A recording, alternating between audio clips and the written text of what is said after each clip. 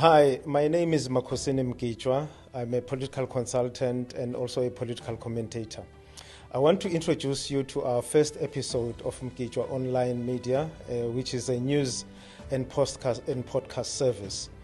I want to share with you a little bit of what we're going to be doing on this service, which is mainly covering political news, analyzing political news. And in doing that, I'll be drawing from my experience of over 30 years in the media and public relations space. I've worked for a number of government departments and agencies. I've also worked in the private sector, but most importantly, I've worked as a journalist. And at the height of my journalism career, I was a presidential correspondent at SABC News. I covered President Thabo Mbeki, former Deputy President Jacob Zuma, and then former President of the Republic, Nelson Mandela.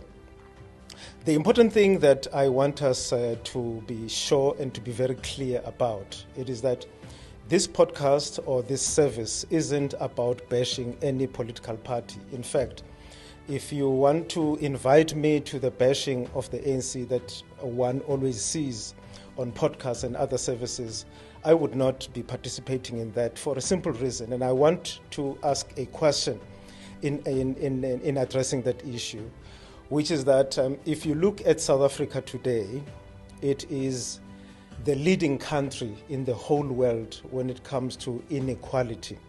And this inequality is racially based in that white people, even though they constitute a very small number of the population, but they own most of the arable and profit and commercial land, but also they own most of the economy.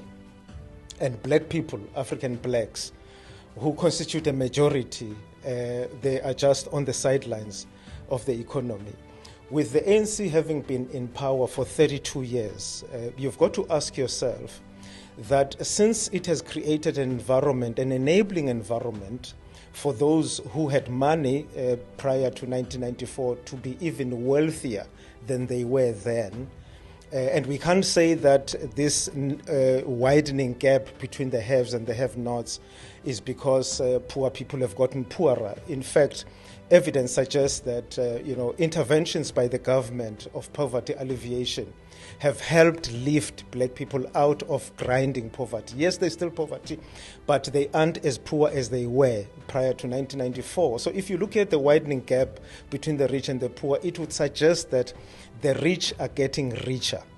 But then why are they so determined to destroy the ANC and to remove the ANC from power if the ANC have been creating so much wealth, have assisted them or enabled them at the very least to create the wealth that they have, or to maintain the wealth, even to grow the wealth that they have? And in answering this question, I want to refer to the conversation I had with the late former President Nelson Mandela, which was around late 1999 to 2000. He wanted to see me because he wanted me to cover his stories. But in the course of the conversation, he asked me about my ethnic nationality. At the time, I was Makhosini Nkosi, regarded myself as Swati. So I told him that I was Swati. And then he started talking about Swaziland. I guess he wanted to connect with me. He told me that the late king of the Amaswati, King Sobhuza II, was a very progressive man. And then he told me that shortly before King Sobhuza passed away, he requested to have a meeting with the then ANC president, Oliver Tambo. In the discussion, King Sobhuza said, I am going to be leaving the world of the living and going to the world of the ancestors very soon. I want you to tell me what message I should deliver to those who are ahead of me. What must I tell them that the ANC is doing? In that, you realize that the ANC was not only able to unite people in South Africa alone, but it united people in Southern Africa and some parts of Africa as well. So if you take a king like Sobhuza, a king of a foreign state, which is Eswatini, but being concerned about what the ANC is doing, what he should be reporting back about the activities of the ANC, suggests to you that the ANC unified people. And that's the case with South Africa. There's no doubt about it that the biggest achievement of the ANC has been to unite black people.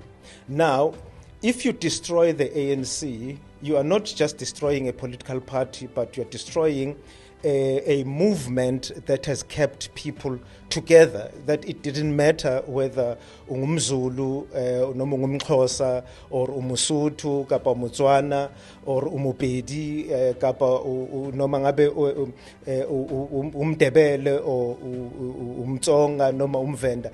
It really doesn't matter. Amongst all those ethnic nationalities, amongst all those ethnic groups, and those that I haven't mentioned, you find members of the ANC. And there is no other party that can replicate this if you look at it strictly. And I want to remind you also about the election that the ANC had in 2004, where it got 69.7% of the vote, almost 70% of the vote.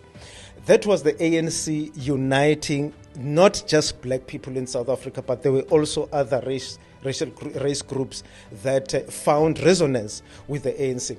And I will remind you as to what was different with the ANC in 2004 as compared to the ANC of today. In 2004, you could accuse the ANC of many things, but you couldn't accuse it of corruption. If you remember, and I'm old enough to remember this, one of the election messages of the ANC in 2004 was, and I quote verbatim, "We've established the Scorpions to fight organized crime and corruption." So in 2004, you couldn't accuse the ANC of being corrupt. Yes, there were members of the ANC, some leaders of the ANC, who were found to have done things that were wrong, but you couldn't say the ANC is a corrupt organization. And now we are told that the ANC must be removed from power because the ANC is corrupt. But I look at the entire world. I don't find the ANC to be the most, or rather South Africa to be the most corrupt country in the world. We're not even the most corrupt country in Africa, not even the most corrupt country in Southern Africa. There are countries that are more corrupt than South Africa in Southern Africa. But what the framing that we see in the mainstream media and all the voices that are coming up on social media, podcasts, independent journalists, a picture is painted of a country that is just falling down, falling apart because of corruption. But no one tends to mention the fact that we are not living, as I said earlier, we're not leading the world in terms of corruption. We're not leading the world in terms of poverty. Yes, there's a lot of poverty, but you don't find the worst poverty in South Africa. We don't find, yes, there's high unemployment, amongst the highest in the world. But the issue that South Africa leads on, it is inequality. And it is inequality between white people and black people. Now, you ask yourself, why would people who have made so much money under ANC rule want to have the ANC destroyed, want the ANC to be removed? It is because the ANC unites black people, which is what those who seek to rule us, those who seek to control us, who operate on the notion that you have to divide people if you want to conquer them. They want us divided, so that once we are divided, there will be Zulus, there will be Xhosas, there will be Swatis, there will be Ndebeles, there will be Tsongas, Vendas, and all the various ethnic groups. And once we are divided, or rather, let me say, once the ANC has been defeated and black people are divided, it is then that there is start of a conversation of the DA possibly being the governing party. If you look at the latest polls that are coming in, that are placing the ANC below 30%, some are even putting it within the neighborhood of 20%, but putting the DA at 40%. It just simply means that what has happened between 1994 and now is that steadily we have been handing over power back from the majority black now to, as we have in the Government of National Unity, which has got the DA holding very prominent positions. But not only the DA, even the Freedom Front Plus, an organization which organizes for the interests of white people almost exclusively. And this brings me to the conversation that currently is finding traction on social media, which has got to do with March and March, the anti-illegal immigration movement. meeting with AfriForum. And many people are criticizing much for doing that. I'm saying, yes, it is quite concerning that an organization like AfriForum, which stands exclusively for white Afrikaner interests, in a country where white Afrikaans-speaking males are the most prosperous demographic in South Africa. There's no one who is doing better in South Africa than white Afrikaans-speaking males. So why would AfriForum be so energized to fight for the rights of those people who are already doing well, and also seek to work together with organizations that are black, that are fighting for black interests? I think that is curious. So I am promising you that as we proceed with this podcast service and news service, we're going to be focusing on those things critically and asking critical questions as to why, to make another example, former President Jacob Zuma, when he was president of the ANC, to AfriForum and like-minded organizations, he was the worst thing ever to happen to South Africa. But once he has left the ANC and started his own political party, now he is acceptable to AfriForum. They want to meet with him. They want to, work together with him, find some common ground between, AfriForum and MK Party. That suggests that there are so many things that we are not being told that are happening in our country that require us to pay careful attention. So I've dealt with the issue of the ANC, which has been a disappointment, I must admit, because I think more even than to the ANC, I think a lot of blame should come to us as ordinary South Africans, because we regarded the ANC as just a political party and not for what it was in 1994, which was a vehicle for the liberation of black people in South Africa, for the unity of black people in South Africa.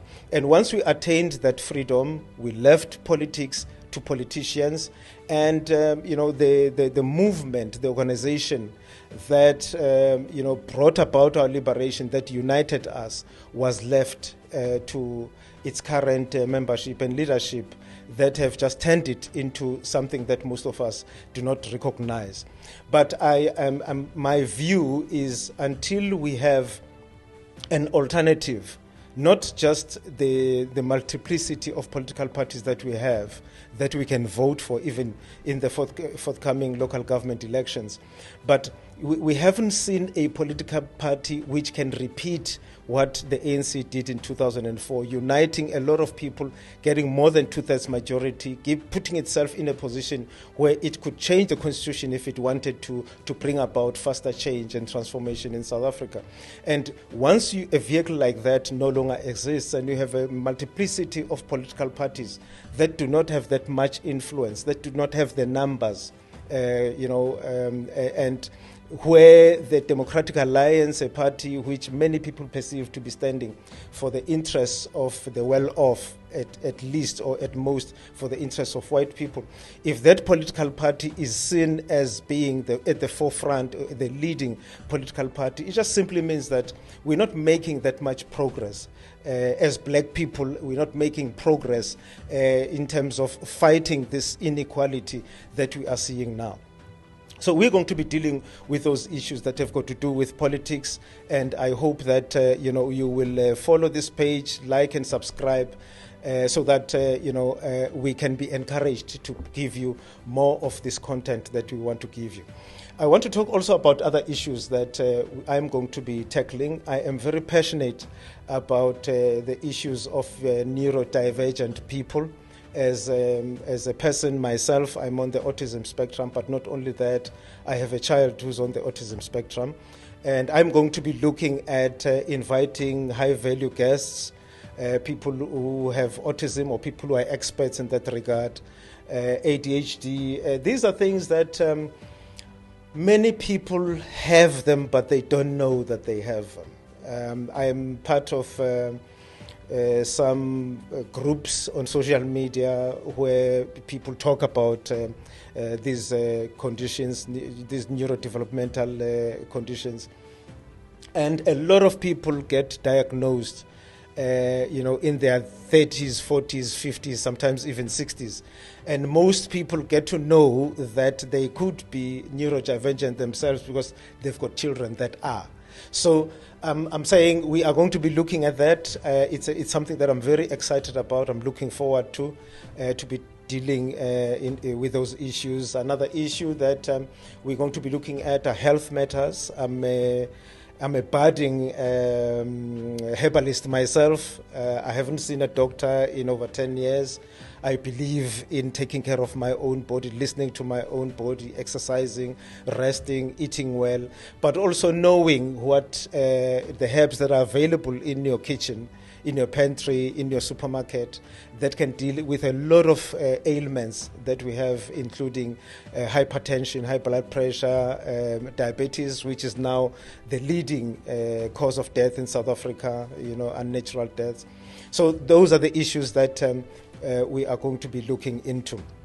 But also another interest of mine that I would want it to find traction in this service is my love for collectible cars or investment cars that you can buy today and sell it after 5 years, 10 years, make a huge profit because of the demand or because they are collectible. But that is an issue that we will deal with much later on as we proceed with this podcast and news service. I want now to invite you to watch, download, share an interview which I did earlier a few weeks ago with the convener of the ANC in the province of KwaZulu-Natal, Mike Mabuyakulu. We have a very interesting conversation. If I can just give you one of the highlights. I asked him if it was a strategically good move for the ANC, even though it got only 17% in KwaZulu-Natal, to form a government with the IFP and the DA. My view is that they should have left the MK party, which has got over 40%, I think 45% of the vote in KwaZulu-Natal, for it to form a government.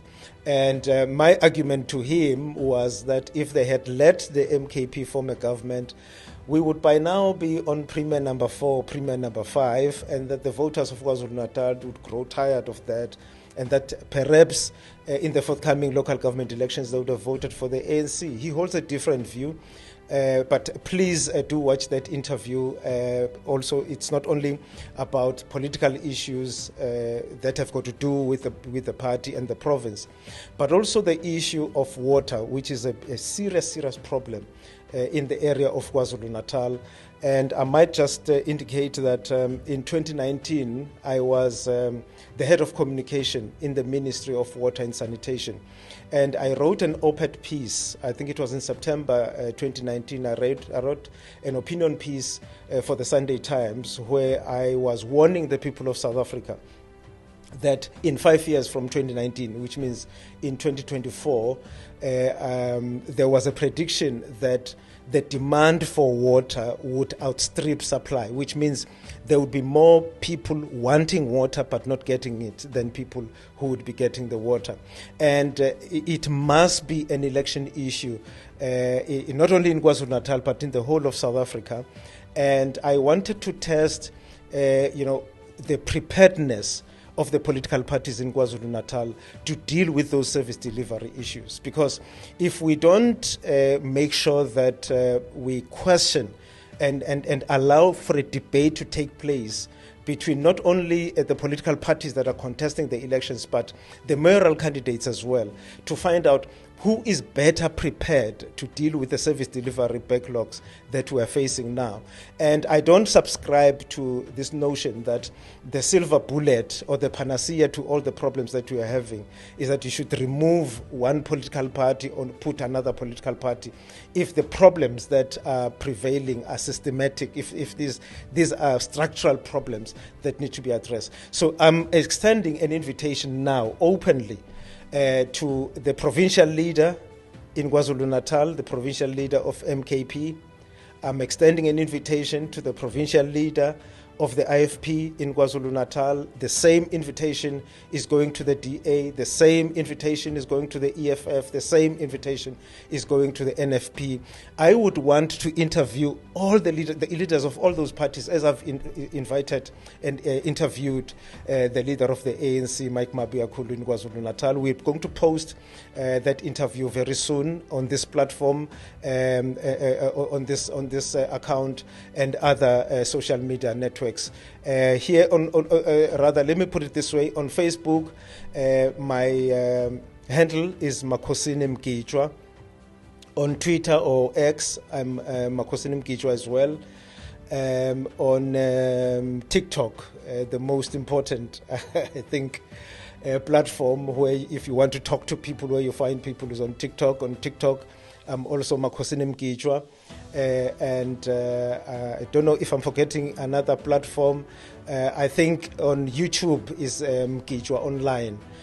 Please, especially on YouTube, I would urge you to subscribe and like the videos that I've uploaded, so that I can be encouraged to do a bit more of what I'm doing. And thank you very much for joining me on this introductory episode.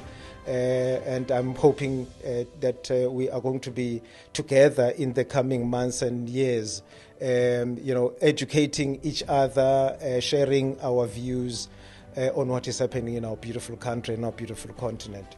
And thank you. Have a good time.